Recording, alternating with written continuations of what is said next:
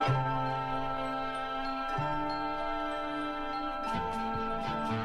log, stardate 5466.9. The Enterprise is in orbit around the outpost colony world of Rival 2, on orders from the Federation Agricultural Division to try and find a solution to the destructive plague of Dranzes, which wipes out 70 to 90% of the grain crop every 6th year.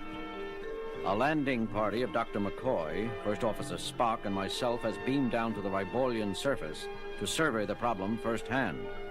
Mr. Newt Henderson of the Ribolian Settlers League has taken us in hand. Mr. Henderson, you realize that none of us has ever seen a Dranzer. So, if you knew Dranzers, Captain Kirk, you wouldn't wonder why we're making this little trip by air instead of on land. I confess that I am surprised at the lack of information on such a dangerous creature, Mr. Henderson. Starfleet records are of little help. Let's see if I can fill you in then, Mr. Spock, wasn't it? A Dranzer looks like a cross between a pig and a buffalo. They have long black hair, flat quadruple horns, an ugly disposition, and are about half the size of an earthly elephant. So it's their size which makes them a threat. Yeah, and the fact that they breed like rabbits. When this world was first settled 12 years ago, they weren't considered a danger. They stayed in the hilly grasslands on the western part of this continent. We grow our grain in the central and eastern plains regions. Everything was fine until 6 years ago. We noticed then that the Dranzers were so thick they nearly walked on each other. But we had no reason to suspect they would Come down onto the plains and trample your fields. Just so. We don't know why. Too many Dranzers, too little food maybe, but they panicked. Came down out of the hills like a black avalanche and ruined the whole crop for that year. Nearly ruined the colony. But we hung on, replanted, and have done well since then. Except... It's 6 more years and the Dranzer population is up again. And you expect another continent-wide stampede. Yeah. Ah, there they are. Now, you'll see what I need. I'll cut our engine and we'll glide in over them. Otherwise, the noise is liable to start the stampede.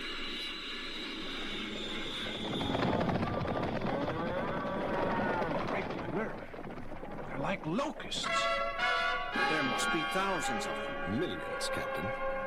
I'm going to have to pull us out of here, gentlemen. Our shadow is making them nervous. Never mind. I think we've seen enough to give us some idea of the size of your problem, Mr. Henderson. What do you suggest we do? We have been petitioning Starfleet for help for years. What about simply reducing the herds through selective pruning? No. We tried that 3 years ago when the herds first began to grow too big again. For one thing, it started a premature stampede which ruined several thousand square kilometers of maturing foothill cropland. As you might guess, the farmers in that area won't permit the repetition of that disaster. But there's another more important reason. Which is? There's a high grass which germinates in the hills. It would take over the plains, except that the Dranzer herds keep it cut back. If we were to kill off the Dranzers, our agriculture experts tell us that in a decade, the grass would take over every meter of arable land on the continent. We have to find some way of controlling the Dranzers without letting the grass get out of control. But if we leave the natural cycle alone, the racial stampede will occur within a half year, and we'll lose another entire year's crop. Mr. Spock, reactions? At first glance, the problem would appear insoluble, Captain. That's not what we pay taxes to hear, Mr. Spock. I fear that government is rarely run according to scientific principles, Mr. Henderson. But we must do something. I hope so, Mr. Spock, Captain Kirk. I sincerely hope so.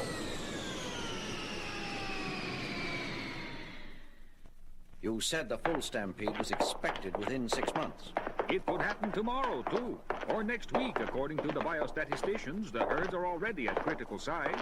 That does not give us much time to theorize prospective solutions. That's not our fault. We have been trying to get some action out of Starfleet for years. Starfleet has many concerns, sir. We'll do the best we can for you. Captain Kirk, we've got several 100,000 kilometers of ripe food grains just about ready for harvesting, and they could be trampled into compost any day now. If it is, you'd better believe your superiors are going to hear of it. Old-fashioned doorways, they still have here. And if Henderson is typical of the Ribolian settlers, the people are pretty old-fashioned themselves. Such folk don't take catastrophe quietly. He's right. They can make trouble for us with headquarters. Well, what do they expect from us, Bones? We're not responsible for the ecological setup on this world. The Dranzer Stampede never bothered anyone until the colony here expanded to bring 2/3 of this continent under intensive cultivation. True, Captain. Bear in mind that the Dranzers do not vote. I have, however, thought of a possible solution, which will only bend and not tear the natural fabric of this planet. Well? It involves a considerable risk on the part of those involved, Captain. Wait a minute, Spock.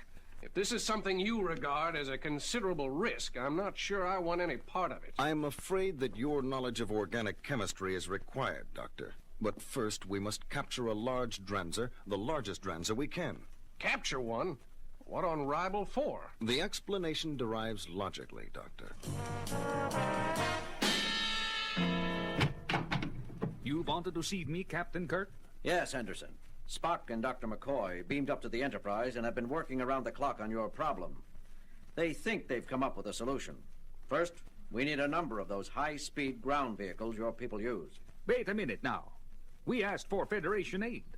Why should we have to supply... You want us to stop this stampede or not? All right. If that's what you need, you'll have them. But by heaven, those ground cars are specially built for high-speed travel on Ribelian terrain. If you get them banged up... Take it easy, Henderson. We'll take care of your precious vehicles. And now, I'd like to hear this miracle your people have produced. They should be beaming down any minute now. I'll let them tell you about it in person. Here it is, Jim. That's all? That one little tank? It can't hold more than a couple of liters of what's in it anyway? 1.8 liters, to be precise. But that will be sufficient. You mean you're going to stop the stampede of several million Dranzers with this? Not stop, Mr. Henderson. Divert. Divert? Assuming that this little pop bottle of whatever it is can do anything, where do you propose to divert the herds to? And keep them diverted?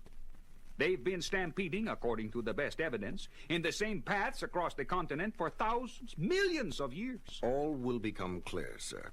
Captain, have we the properly equipped vehicles? Standing by, Spock, with local drivers. When I explained what we were going to do, most of our would-be volunteers quietly disappeared. The drivers we have left are brave people. Excellent. Then all that is left is to transfer a portion of the liquid in this container into the equipment on each vehicle. Then... Come in. Just got this from the Deloutre family ranch in the northwest quadrant. One of their outposts for scouting up in the hills. Thanks, Ellie. Well, what does it say? We're too late. You're too late.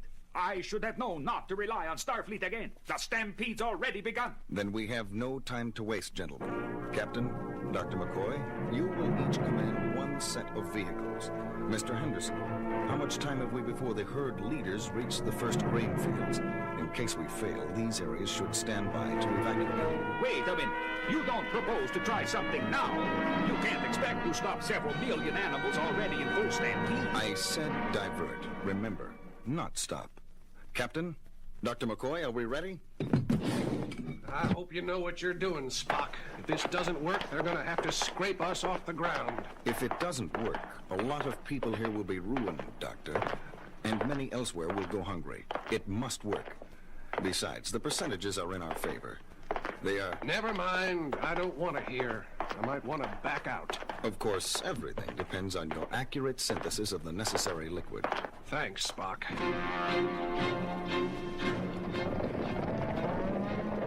I hope your Mr. Spock knows what he's doing, Captain. He usually does, Henderson. He'd better this time. There's no way out for us, you know. We can't go right or left to escape the herds. If this doesn't work, we've had it.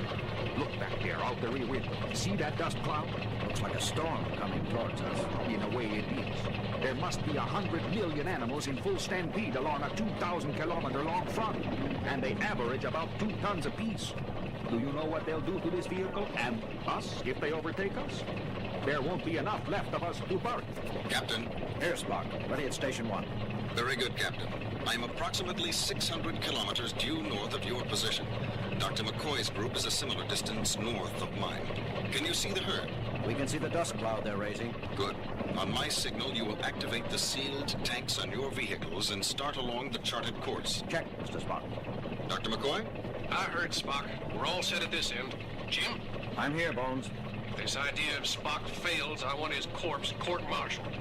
Appropriate action will be taken, Bones. How long is he going to wait? Until he's sure the timing is right. Timing! Look behind us again. The dust is beginning to blot out the sun. Pretty soon we'll see the front wall of the herd. Do you know how far and how fast a Dranzer can run, Captain? If we run out of fuel, or have a mechanical problem, or this crazy idea doesn't work, we've no place to run. Relax, Henderson. Spock knows what he's doing. I can make out individual animals now. They'll be on us in another few minutes. Here, you, Commander Spock. What's going on?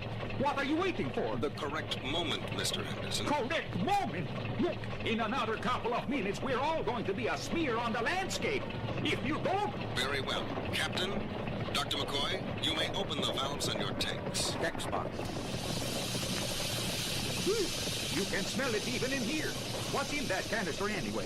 Spock discovered that Dranzers have very poor eyesight. The herd leaders produce a musky odor which the others follow. He had Dr. McCoy mix up a batch of synthetic Dranzer musk, only concentrated several 100,000 times. To the animals leading the herd, we must smell like the most authoritative Dranzer that ever lived. The same smell is being released by Mr. Spock's and Dr. McCoy's group of vehicles, along the whole front of the herd. You have our course plotted? Yes, yes. Then let's get moving. With pleasure. Captain, It's working, Spock. They're turning slightly. Yes, they're following us. here also, Captain. And up here. Good work, Spock. We are not secure yet, gentlemen. Captain, we can't keep this up forever. We've been running at this speed for nearly a whole day. Even with the extra fuel tanks I had installed, we can't continue at this speed much longer. We've covered so much territory already in this dust that... Hey, what's that up ahead?